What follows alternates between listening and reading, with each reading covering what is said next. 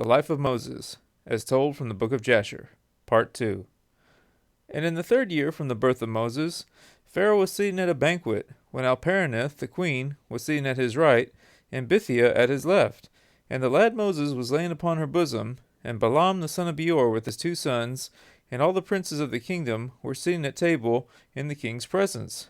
And the lad stretched forth his hand upon the king's head, and took the crown from the king's head, and placed it on his own head. And when the king and princes saw the work which the boy had done, the king and princes were terrified, and one man to his neighbor expressed astonishment. And the king said unto the princes who were before him at the table, What speak you, and what say you, O ye princes, in this matter? And what is to be the judgment against the boy on account of this act? And Balaam the son of Beor the magician answered before the king and princes, and he said, Remember now, O my lord and king, the dream which thou didst dream many days since, and that which thy servant interpreted unto thee. Now therefore, this is a child from the Hebrew children, in whom is the Spirit of God, and let not my lord the king imagine that this youngster did this thing without knowledge, for he is a Hebrew boy, and wisdom and understanding are with him, although he is yet a child, and with wisdom has he done this, and chosen unto himself the kingdom of Egypt. Now therefore, my lord and king, behold, this child has risen up in their stead in Egypt, to do according to their deeds, and to trifle with every king, prince, and judge. If it please the king, let us now spill his blood upon the ground, lest he grow up and take away the government from thy hand, and the hope of Egypt perish after he shall have reigned. And Balaam said to the king, Let us moreover call for all the judges of Egypt, and the wise men thereof, and let us know if the judgment of death is due to this boy, as thou didst say, and then we will slay him. And Pharaoh sent and called for all the wise men of Egypt, and they came before the king. And an angel of the Lord came amongst them, and he was like one of the wise men of Egypt. And the king said to the wise men, Surely you have heard what this Hebrew boy who is in the house has done, and thus has Balaam judged in the matter. Now judge you also, and see what is due to the boy, for the act he has committed.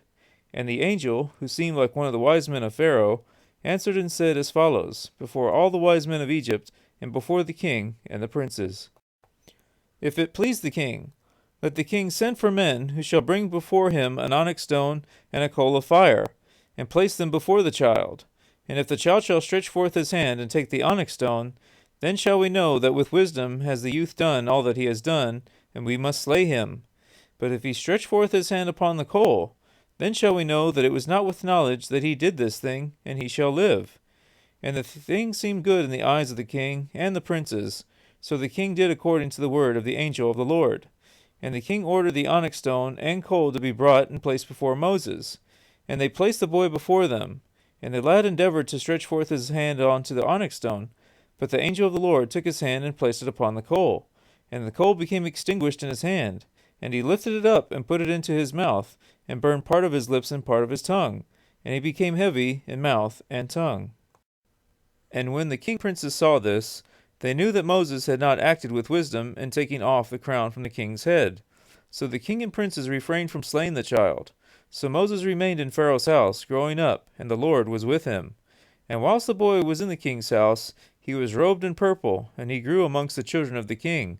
And when Moses grew up in the king's house, Bithiah, the daughter of Pharaoh, considered him as a son, and all the household of Pharaoh honored him, and all the men of Egypt were afraid of him. And Moses was in the king's house, going out and coming in, and the Lord gave him favor in the eyes of Pharaoh, and in the eyes of all his servants, and in the eyes of all the people of Egypt, and they loved Moses exceedingly. And the day arrived when Moses went to Goshen to see his brethren, that he saw the children of Israel and their burdens and hard labor, and Moses was grieved on their account. And Moses returned to Egypt, and came to the house of Pharaoh, and came before the king, and Moses bowed down before the king. And Moses said unto Pharaoh, I pray thee, my lord, I have come to seek a small request from thee.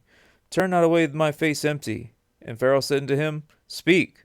And Moses said unto Pharaoh, Let there be given unto thy servants, the children of Israel, who are in Goshen, 1 day to rest therein from their labor. And the king answered Moses and said, Behold, I have lifted up thy face in this thing to grant thy request.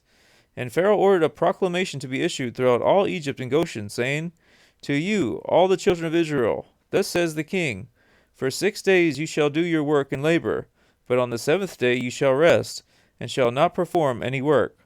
Thus shall you do all the days, as the king and Moses, the son of Bithiah, have commanded.